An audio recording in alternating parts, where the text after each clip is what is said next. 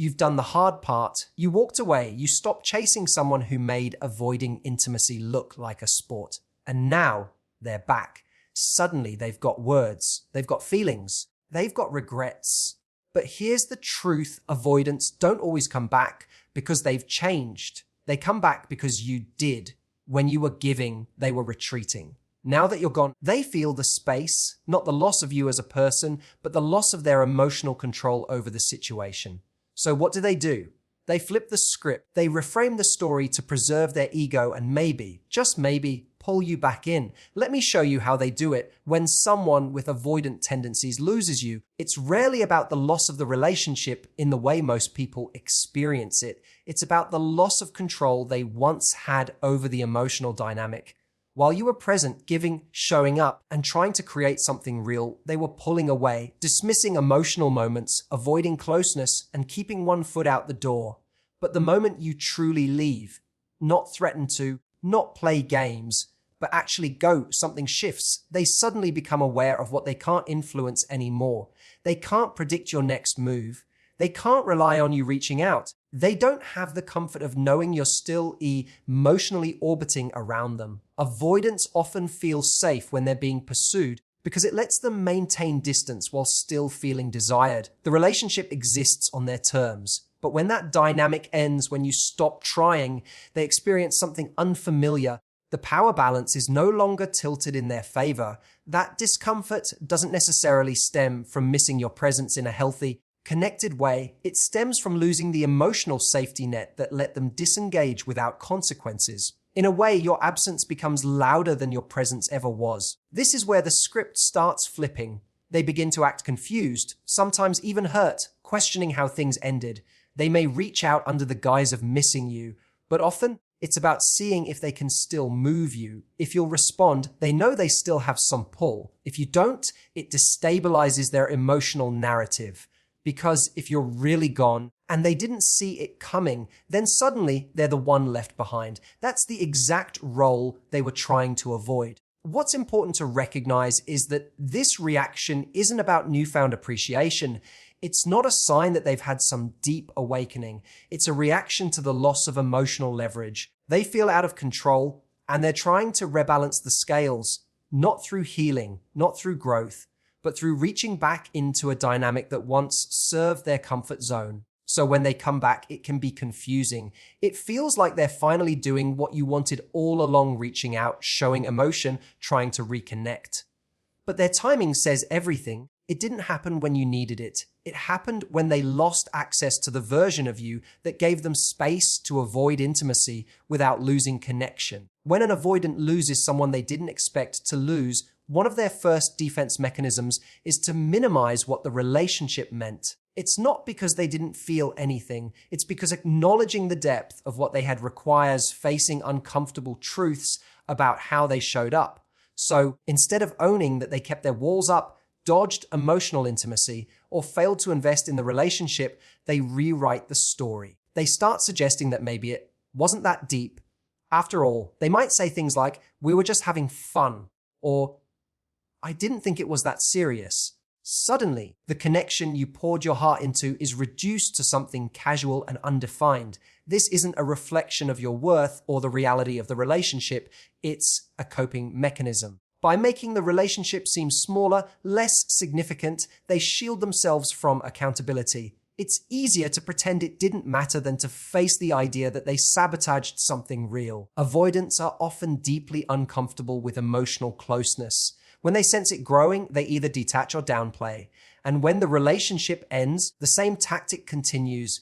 They downplay its importance so they don't have to admit they ran from something meaningful. What's especially confusing is that they often contradict themselves. In one breath, they're acting like what you had was insignificant, and in the next, they're reaching out, expressing regret, or showing interest again. That contradiction isn't random. It's a sign of inner conflict. Part of them wants connection, but the part that fears vulnerability needs to stay in control of the narrative. So they'll say things that make you question whether you misread everything. They want to invalidate the emotional weight of the relationship because if they can convince you it wasn't that serious, then their detachment doesn't look like a failure to show up. It just looks logical. This script flipping creates emotional confusion. You may find yourself wondering if you were too invested, too emotional, or too hopeful. But the truth is, your emotional honesty wasn't the problem. Their avoidance of depth was. And when someone tries to make you feel like what you shared wasn't real, it's not a sign that they're being honest. It's a sign they're trying to escape accountability. The problem isn't that you cared too much, it's that they couldn't handle someone who did. So they try to shrink the past to fit their comfort, hoping you'll question your memory more than their behavior. When someone with avoidant tendencies senses that they've lost you, one of the first things they often do is reach out with a desire to talk things out. Suddenly, the person who previously dodged difficult conversations, brushed aside your feelings, or acted indifferent to conflict wants to open a dialogue. On the surface, this can feel like progress. It seems like they're finally ready to engage, ready to connect, maybe even ready to change. But more often than not, this desire to talk isn't coming from a place of clarity. It's coming from discomfort with losing control. Throughout the relationship, avoidants tend to keep things vague and unresolved. When you would bring up issues or express your emotional needs, they might have withdrawn, shut down, or given you minimal responses to keep you at a distance. Communication was often scarce or surface level, and any attempt at deeper connection was met with deflection or defensiveness. So when they suddenly want to talk, it's not usually because they've developed new communication skills overnight. It's because they're reacting to the space you created when you finally walked away. That need to reconnect through conversation isn't always about resolution, it's about regulation, their own. They feel uneasy with the silence, with the unfamiliar experience of not being able to predict your next move. Reaching out to talk becomes a way to feel out where you are emotionally. Are you still invested? Are you open to them? Do they still have access to your heart? That's what the conversation is often designed to uncover, whether they're conscious of it or not. And these conversations rarely offer real accountability. You might hear them say, "Let's just talk." But when you do, the focus tends to shift back to vague confusion, rationalizations, or emotional ambiguity. They may not take full responsibility. Instead, they might frame things as misunderstandings or incompatibilities, subtle ways of avoiding ownership while still keeping the door open. You walk away from these talks more confused than before because the clarity you were hoping for is once again withheld. It's important to notice that their timing reveals a lot. When you needed open communication, it wasn't available. When you were trying to fix things, you were met with silence. Now that you're gone, they want to talk. That's not emotional growth. It's emotional reaction. And while it might feel good to finally be heard, don't mistake that desire to talk as a sign they're suddenly capable of the connection they once resisted. Often, they're just trying to pull you back into a dynamic they never had the courage to nurture when it truly mattered. When an avoidant person feels you slipping out of reach, they often shift their behavior in a way that looks like transformation. They start saying the right things. They begin doing things you longed for during the relationship, checking in, showing vulnerability, expressing emotions they once kept locked away. It can be incredibly disorienting. After all the times they seemed emotionally distant or unavailable, suddenly they're reflective, present, and even affectionate. But this shift isn't always what it appears to be. What's often happening is mirroring, not maturing. They mirror the version of themselves you once hoped they would become. This isn't because they've gone through deep internal growth. It's because they sense that the old version of them no longer works on you. You're not as responsive. You're harder to reach emotionally. Your energy has shifted, and with that shift comes a loss of their influence over you. So, in order to regain that influence, they adjust. They present a version of themselves that seems more emotionally intelligent, more available, more aligned with your needs. But here's the catch: this version is rarely sustainable. What you're seeing is often a performance, not a permanent evolution. It's easy to talk about change. It's easy to send a thoughtful message or show up for a moment when fear kicks in. What's hard is maintaining that emotional availability over time. Consistency is what proves real change, not emotional bursts that conveniently show up when you've stopped giving them access. Someone who's truly changed won't just show up because they're afraid of losing you. They'll show up because they've done the work to be a better partner, regardless of whether they win you back or not. This temporary mirroring can be seductive because it taps into your unmet hopes. It makes you wonder if maybe, just maybe, they've finally become the partner you were always waiting for. But if you pay attention to the pattern, you'll see it. The effort fades once they feel they've regained some control. The vulnerability disappears when they believe you're emotionally reinvested.